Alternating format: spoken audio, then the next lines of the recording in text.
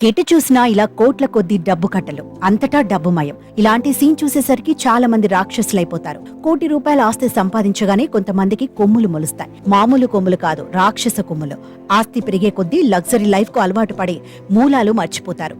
తనకంటే తోపు ఇంకెవరూ లేరన్నట్లు ప్రవర్తిస్తారు. కానీ భారతీయ వ్యాపార ప్రపంచంలో శ్రీధర్ వెంబు చాలా ప్రత్యేకం. విభిన్నమైన ఆలోచనలతోనే కాదు, నిరాడంబరమైన జీవన విధానంతోనూ ప్రసిద్ధి చెందారు. శ్రీధర్ వెంబు తన ఆధ్వర్యంలోని జోహో కార్పొరేషన్ ను ₹9,000 కోట్ల విలువైన కంపెనీగా మార్చారు. అంతేకాదు, ఆయన నికర ఆస్తిపాస్తుల విలువ ₹28,000 కోట్లని అంచనా. ఫోర్బ్స్ డేటా ప్రకారం భారతదేశంలోని ధనవంతుల జాబితాలో శ్రీధర్ వెంబు 55వ స్థానంలో ఉన్నారు. శ్రీధర్ వెంబు సేవలకు ప్రతిగా పద్మశ్రీ పురస్కారం వరించింది. 28,000 కోట్ల ఆస్తికి అధిపతిగా ఉన్నప్పటికీ శ్రీధర్ వెంబు చాలా సాధారణ జీవితాన్ని గడుపుతున్నారు.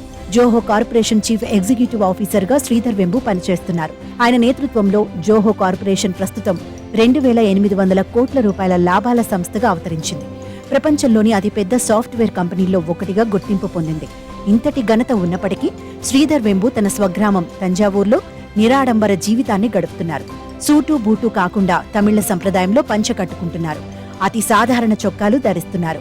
అంతేకాదు, రాకపోకల కోసం సైకిల్ ను ఉపయోగిస్తున్నారు. జోహో కార్పొరేషన్ కు ₹1,000 కోట్ల లాభం. ఇటీవలి శ్రీధర్ వెంబు ఒక కొత్త వాహనం కొన్నారు. ఆ వాహనం ఫోటోలను ఇంటర్నెట్ లో పోస్ట్ చేస్తే అవి తెగ వైరల్ అయ్యాయి. నెటిజన్ల నుంచి లక్షల్లో లైక్స్ వచ్చాయి. జోహో కార్పొరేషన్ సీఈఓ ఉపయోగిస్తున్న కొత్త వాహనం electric auto rickshaw. Sridhar Vembu వద్ద టాటా నెక్సాన్ ఈవీ కూడా ఉంది. తగ్గిన కొద్దీ హెచ్చించబడే ప్రకృతి సూత్రానికి ఈయన సజీవ ఉదాహరణ.